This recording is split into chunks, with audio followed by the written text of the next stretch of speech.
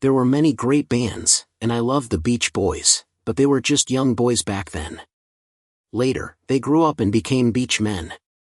In 1979, George Harrison watched his ex-wife, Pattie Boyd, marry his best friend, Eric Clapton. People called it the most romantic love story in rock history, but what followed was full of pain. For 8 years, Pattie lived in fear.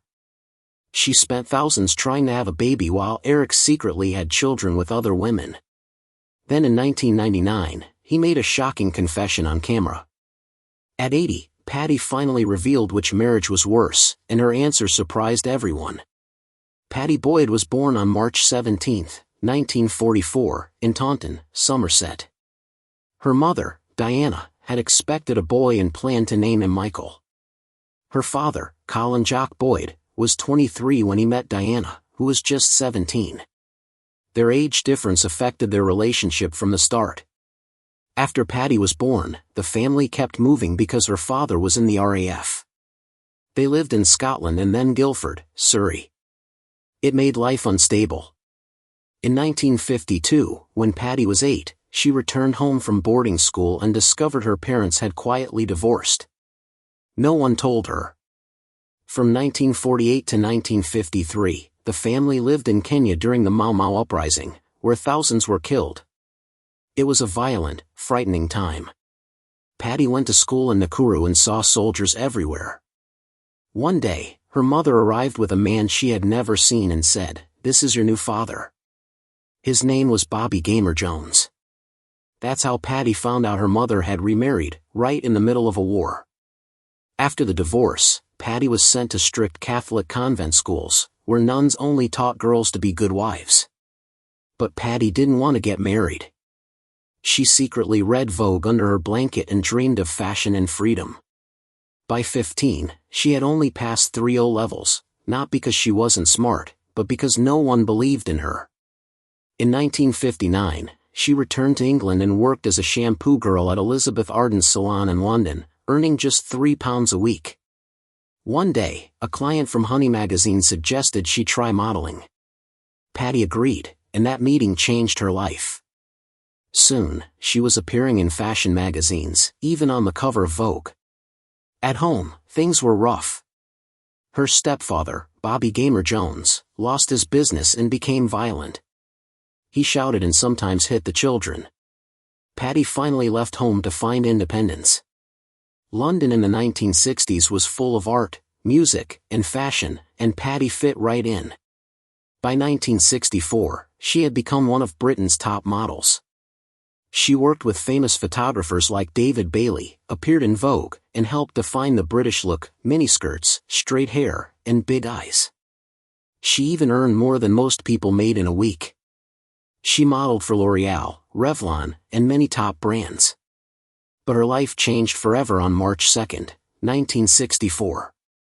While filming A Hard Day's Night, she met George Harrison of the Beatles. He asked her to marry him on the first day they met. She refused at first because she had a boyfriend, but 10 days later, she agreed to dinner. 2 years later, in 1966, she married George. Pattie became a global style icon, appearing in movies, TV ads, and magazines. She also followed George into Indian spirituality and even took rare photos of the Beatles during their trip to India in 1968. She later auctioned those photos decades later for thousands of dollars. George wrote the song Something, which many believed was about her. But their marriage began to crumble.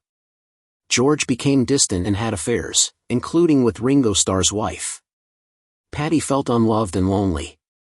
Around this time, Eric Clapton, George's best friend, fell in love with her. He wrote Layla about his obsession with Pattie. Eventually, in 1973, she had an affair with Eric. George told Eric, "You can have her." Pattie and George divorced in 1977, and she married Eric in 1979. At first, people thought Pattie and Eric's love was romantic, but life with him was worse. Eric drank heavily and often became violent. He yelled, smashed things, and even kicked her during drunken rages. Pattie said she prayed he would pass out before hurting her.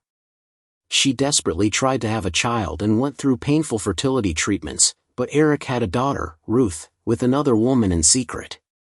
Pattie didn't find out until years later. Then, he had another child, Connor, with model Lori Del Santo. Pattie was devastated.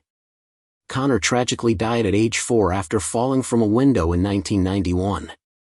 In 1999, Eric admitted in an interview that he had forced Pattie into sex during their marriage, saying he just took what was mine. There were no legal consequences. Pattie left him in 1987 and filed for divorce, citing adultery and cruelty. Later, he admitted he never really loved her, he only wanted to take her from George.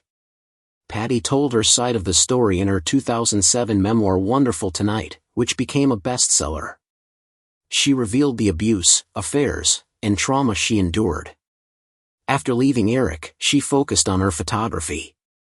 She had taken photos of the Beatles, George, and Eric for years and began showing them in galleries.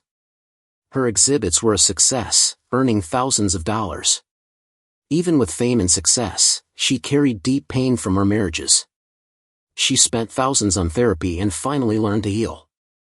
In 2015, Pattie married Rod Weston, a kind man she had known since the 1980s.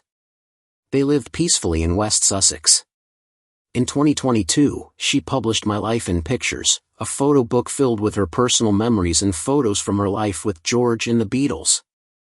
Then in 2024, her private collection of letters, photos, and lyrics sold at auction for $3.6 million. She donated much of the money to women's charities. At 80, Pattie said something that touched everyone: despite everything, George Harrison was her true love. They stayed friends until his death in 2001.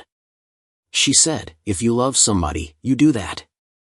After years of heartbreak, she finally found peace, and her story became one of strength, survival, and self-worth.